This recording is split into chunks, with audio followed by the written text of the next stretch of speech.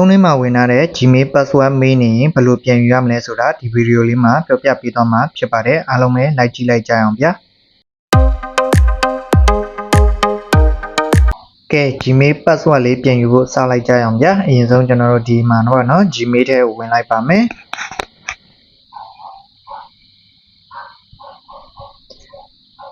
ဝင်ပြီးသွားပြီဆိုရင်တော့ကျွန်တော်ဒီအပေါ်မှာရှိတဲ့ပေါ့เนาะy လေးပေါ့အဲ့ဟာလေးကိုနှိပ်လိုက်ပါမယ်နှိပ်ပြီးတော့ရင်ကျွန်တော်တို့ဒီမှာ mask နဲ့ your Google account ဆိုတာလေးရှိပါတယ်အဲ့ဒါလေးကိုနှိပ်လိုက်ပါမယ်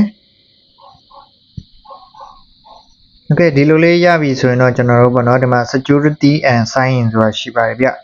ဒါလေးပါအဲ့ဒါလေးကိုတစ်ချက်ထပ်နှိပ်ပါမယ်နှိပ်ပြီးတော့ပြီဆိုရင်တော့ကျွန်တော်တို့ဒီမှာပေါ့နော် password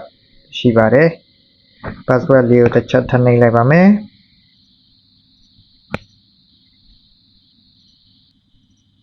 โอเคဒီမှာပေါ့နော်ကျွန်တော်တို့က Gmail password မေးနေရဖြစ်တဲ့အတွက်ကျွန်တော်တို့ try another way ဆိုတာလေးပဲရှိပါတယ်အဲ့ဒါလေးပဲနှိပ်လိုက်ပါမယ်โอเคဒီလိုလေးရောက်ပြီဆိုရင်လည်းကျွန်တော်တို့ try another way ဆိုတာလေးကိုပဲထပ်နှိပ်ပါမယ်ဗျโอเคဒီမှာဒီလိုရောက်ပြီဆိုရင်လည်းကျွန်တော်တို့ try another way ပဲထပ်နှိပ်ပါမယ်โอเคဒီလိုလေးဖြစ်သွားပြီဆိုတော့ account recovery ပေါ့နော်ကျွန်တော်ဒီ account အတွက် recovery ယူမယ်ဆိုကျွန်တော်တို့ continue ကိုထပ်နှိပ်ပါမယ်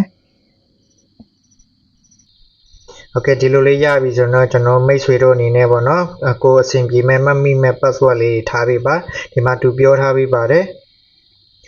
ဟောပေါ့နော် password ကအနည်းဆုံး8လုံးရှိရမှာပေါ့နော်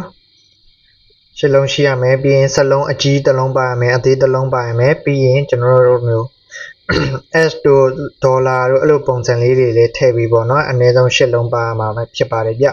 ဒါဆိုရင်အဆင်ပြေမယ်လို့မျှော်လင့်ပါတယ်အားလုံးကျေးဇူးတင်ပါတယ်ဗျနောက်ဗီဒီယိုမှာပြန်တွေ့ပါမယ်